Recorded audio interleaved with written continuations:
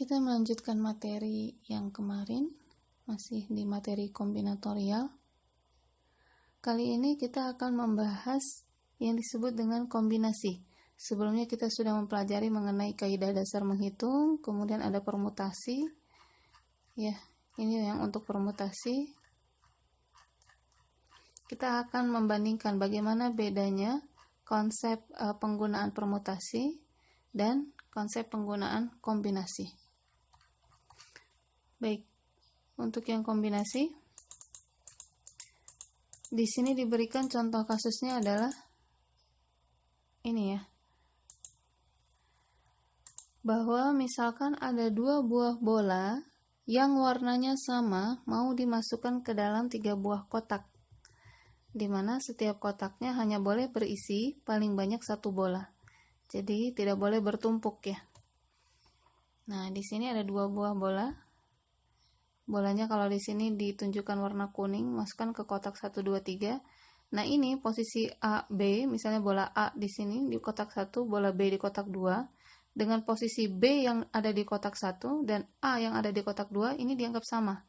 Jadi bola ini dianggap sama, mau itu karena mau itu yang A ataupun yang B. Jadi urutannya AB dengan BA itu tetap dianggap sama, dianggap sebagai satu cara. Ya, ini juga sama. Ini dianggap sebagai satu cara ya. Ini pun juga sama. Jadi totalnya hanya ada 3 cara. Jadi kalau kita lihat perbedaannya dengan konsep penggunaan permutasi adalah ini ya, secara definisi, kombinasi R elemen dari N elemen adalah jumlah pemilihan yang tidak terurut. R elemen yang diambil dari N elemen. Jadi, di sini untuk kombinasi dia tidak terurut, alias tidak memperhatikan urutan atau susunannya. Jadi susunannya itu tidak harus berurut. Misalnya kalau pada permutasi itu kan dia memperhatikan urutan ya. Yaitu tidak boleh ada yang berulang. Nah, itu menggunakan permutasi. Tapi kalau untuk kombinasi dia tidak memperhatikan urutan. Ya, ini adalah rumusnya. Penulisannya C N, R di mana N elemen mau mengkombinasikan sebanyak R elemen. Kemudian ini bisa juga biasanya ditulis seperti ini ya, tanda kurung N di atas, R di bawah. Nah, ini yang kita hitung. N faktorial dibagi R faktorial dikali N dikurang R faktorial. Interpretasi dari kombinasi itu ada 2. Yang pertama bisa sebagai banyaknya himpunan bagian yang terdiri dari R elemen yang dapat dibentuk dari himpunan dengan N elemen. Misalnya A-nya ini isinya 1, 2, 3 ya. Nah, kita mau menghitung jumlah himpunan bagian dengan 2 elemen. Kita mau ambil 2 saja. Maka kita bisa menggunakan cara mencarinya menggunakan kombinasi. Kombinasi dari 3 elemen mau kita consider, yang mau kita perhatikan hanya 2. Jadi kombinasi 3,2 hasilnya ini sama dengan 3. Atau kalau kita enumerasi atau di list gitu ya, apa saja himpunan bagian yang bisa kita ambil dari himpunan A ini hasilnya ya. Subset, ini semuanya subset dari himpunan A. Ya, hasilnya ada 3 buah. Ini interpretasi yang pertama. Yang kedua adalah cara memilih R elemen dari N elemen yang ada, tetapi urutan dari dalam susunannya tidak penting. Ya, urutannya tidak penting. Jadi kalau permutasi itu akan sangat memperhatikan urutan, justru harus memperhatikan urutan. Tapi kalau yang tidak memperhatikan urutan, maka itu kita menggunakan kombinasi sesuai dengan namanya. Sesuai dengan namanya kombinasi, berarti kita mengkombinasikan antara elemen-elemen yang ada yang sedang kita teliti. Misalnya, berapa banyak cara membentuk kepanitiaan yang beranggotakan 5 orang dari sebuah fraksi di DPR yang beranggotakan 25 orang. Jadi totalnya ada 25 orang, mau kita bentuk kepanitiaan sebanyak 5 orang. Akan ada berapa banyak cara? Nah, di sini tidak memperhatikan urutan. Kepanitiaan dalam kelompok ini adalah kelompok yang tidak terurut. Artinya setiap anggota itu memiliki kedudukan yang sama. Beda halnya dengan kalau permutasi itu soalnya pasti ada urutannya. Urutannya berupa kalau misalnya soal yang sama ya. Ini kan kepanitiaan. Misalnya harus ada dari 5 orang itu adalah satu ketua panitia, yang kedua adalah wakil ketua misalnya, kemudian yang ketiga bendahara, keempat divisi acara, kelima divisi konsumsi misalnya, seperti itu dari 5 orang ini.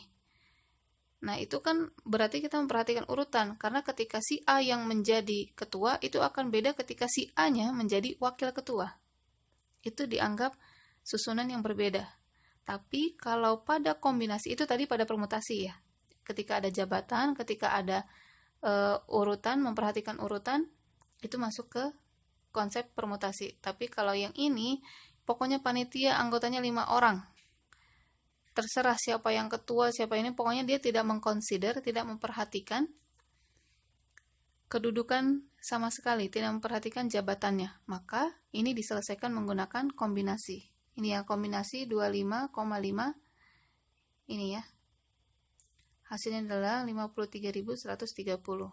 Ini adalah untuk kombinasi. Ini ada contoh-contohnya.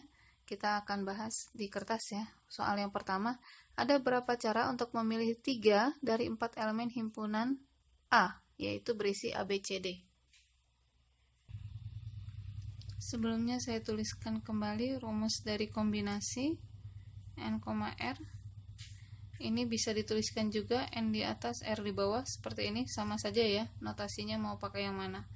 Rumusnya adalah N faktorial dibagi R faktorial dikali N min R faktorial. Ya, yang bawahnya dikali.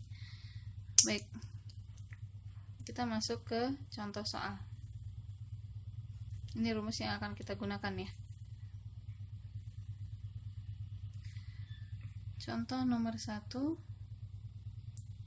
Di sini diberikan himpunan A, isinya adalah A, B, C, D. Ini terdiri dari 4 elemen. Kemudian dari 4 elemen ini mau kita pilih berapa banyak cara memilih 3 elemen saja.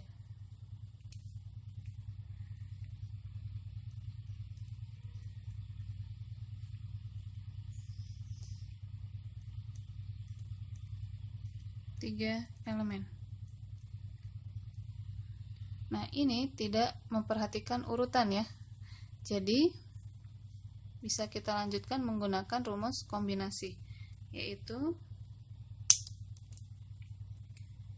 C, N-nya adalah 4, kombinasinya R-nya adalah 3, C 4 3 ya. Jadi di sini hasilnya adalah 4 faktorial dibagi 3 faktorial. Yang ini 4 kurang 3 faktorial. Kalau saya panjangin 4 faktorial, bisa saya panjang tulisannya seperti ini. 4 kali 3 faktorial ini. Nah, per 3 faktorial kali 1 faktorial. 3 faktorial yang dicoret, 1 faktorial sama dengan 1 ya. Jadi bisa langsung jawabannya sama dengan 4. Jadi akan ada 4 cara untuk memilih 3 elemen. Kalau mau kita enumerasi, kita list. Ini ya, berapa cara memilih 3 elemen. Ini bisa saja A, B, C gitu ya. Kemudian bisa juga A, B, D. Bisa juga A, C, D. Dan satu lagi adalah tanpa A, yaitu B, C, D. Nah, seperti ini. Ini ya, jadi ada 4 cara memilih 3 elemen. Ini ABC dengan BCA itu dianggap sama, karena tadi tidak memperhatikan urutan untuk kombinasi. Sekarang untuk soal nomor 2. Nomor 2, string biner yang panjangnya 32 bit disusun oleh angka 0 dan 1. Berapa banyak string biner yang tepat berisi 7 bit bernilai 1? Jadi kita ingin ada 7 bit di antara 32 ini bernilai 1, sisanya angka 0 gitu ya. Jadi 7 bit angka 1, kemudian sisanya angka 0, 25 sisanya angka 0. Nah, ini pun juga diselesaikan menggunakan kombinasi. Jadi analoginya kita punya 7 bola, mau dimasukkan ke dalam 32 kotak. Ya, sama seperti yang tadi ini, kita punya 4 elemen, mau dimasukkan ke 3 kotak. Ya, seperti itu. Kita kerjakan di sini. Ini tadi ya, string binarnya ada 32 bit, kemudian 7 diantaranya tepat berisi 7 bit yang angkanya bernilai 1. Sisanya berarti bernilai 0.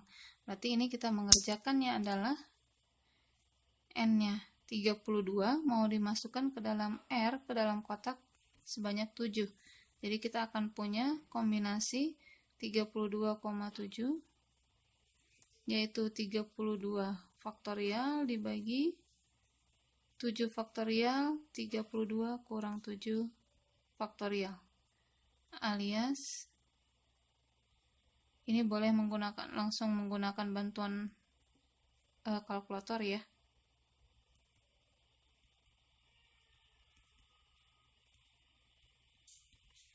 Boleh juga seperti ini bantuan kalkulatornya. Ini 25 faktorial. 25 faktorialnya ini kita coret. Kemudian ini semua kita kalikan dibagi 7 faktorial. Ya, hasilnya adalah